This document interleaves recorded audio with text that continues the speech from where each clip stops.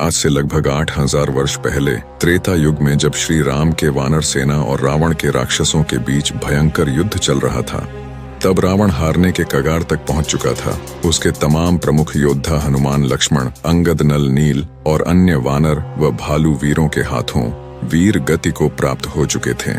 तब रावण समझ चुका था कि वानर सेना को हल्के में लेना उसकी सबसे बड़ी भूल थी। फिर तमाम वीर योद्धाओं को खोने के बाद उसने अपने छोटे भाई कुंभकर्ण को याद किया, पर उस समय कुंभकर्ण अपने गहरे निद्रा में डूबा हुआ था, क्योंकि जिस समय वह ब्रह्मा जी की तपस्या कर रहा था, तब तपस्या पूर्ण होने पर वह ब्रह्मा जी से इंद्रासन मांगने की जगह गलती से निंद्रासन मांग बैठा, जिसके बाद ब्रह्मा जी ने उसे खुशी खुशी वर्ष में 6 महीने सोने का वरदान दे दिया।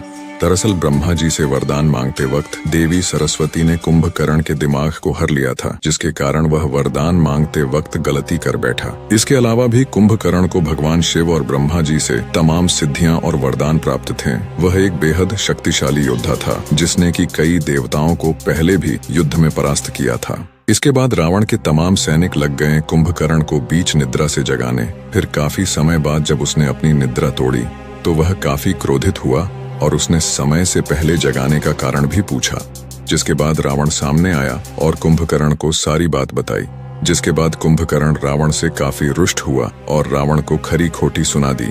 जिसके बाद रावण ने भी कुंभकर्ण को भाई होने की दुहाई दी। जिसके बाद कुंभकर्ण ने भी भाई होने के नाते रावण का साथ देने का निश्चय किया और रणभूमि में कूद पड़ा।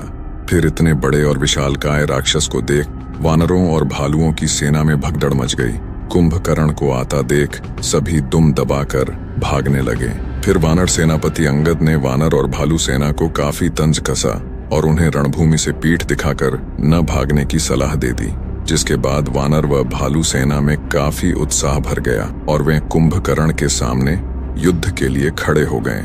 फिर कुंभकर्ण रणभूमि में आते आते ही वानरों और भालुओं को अपने पैरों तले रोंदना शुरू कर दिया। उन्हें बुरी तरह से मारने लगा। कितनों को उसने अपने हाथों से मसल कर रख दिया और कितनों को तो उसने अपने दांतों तले चबा लिया।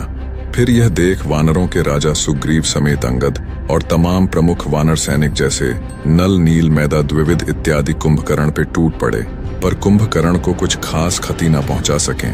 कुंभकर्ण ने उन्हें एक ही झटके में काफी दूर फेंक दिया।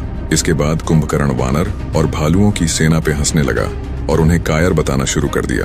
जिसके बाद उसके सामने रक्षराज यानी कि भालुओं के राजा जामवंत जी आ खड़े हुए और फिर उन्होंने हवा में उछलते हुए कुंभकर्ण के चेहरे पर सिर्फ एक मुक्का लगा दिया, जिससे कि कुंभकर्ण जमीन में गिर पड़ा।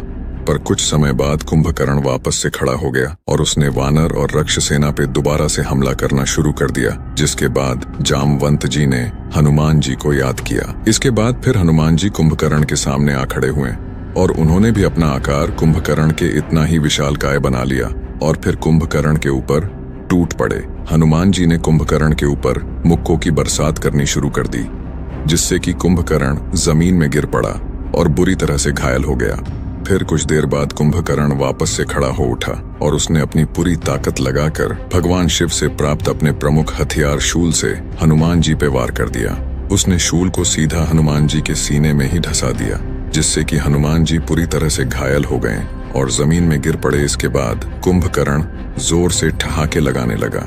यह देख लक्ष्मण जी आग बबूला हो गए और वे तीर कमान लेकर सीधा कुंभकर्ण के सामने खड़े हो गए और कुंभकर्ण को युद्ध के लिए ललकारने लगे। जिसके बाद कुंभकर्ण ने दोबारा से ठहाके लगाना शुरू कर दिया और कहा कि अभी तुम बच्चे हो, तुमसे युद्ध कर, मैं अपना समय बर्बाद नहीं करना चाहता। अपने बड़े भाई राम को भेजो, मैं उनसे ही युद्ध करूंगा और उनका अंत भी। इतना सुनकर लक्ष्मण जी क्रोधित हो उठे और उन्होंने कुंभकर्ण पे तीरों की बरसात कर दी, लेकिन इन तीरों का कुंभकर्ण पे कोई असर न हुआ और फिर कुंभकर्ण जोरों से ठहाके लगाने लगा और लक्ष्मण सहित श्री राम का भी परिहास करने लगा। जिसके बाद हनुमान जी को होश आया। फिर उन्होंने अपने सीने में धसे शूल को बाहर निकाला और उसे तोड़ दिया और फिर दोबारा से कुंभकर्ण पे टूट पड़े।